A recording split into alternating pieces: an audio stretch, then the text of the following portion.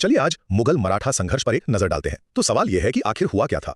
औरंगजेब जैसा शक्तिशाली बादशाह जिसने लगभग पूरे भारत पर कब्जा कर लिया था, वो दक्कन में मराठों से जीत क्यों नहीं पाया। ये कहानी है उस 50 साल चले महासंघर्ष की, जिसे इतिहासकार दक्कन का नासूर कहते हैं, क्योंकि इसने मुगल साम्राज्य को अंदर से तबाह कर दिया। तो पहली और सबसे बड़ी वजह थी छत्रपति शिवाजी महाराज की कमाल की युद्ध नीति। देखिए, उन्हें पता था कि मुगलों की इतनी बड़ी फौज से आमने सामने नहीं जीता जा सकता, तो उन्होंने अपनाया गनीमी कावा, मतलब छापामार युद्ध। इसके दो जबरदस्त उदाहरण हैं।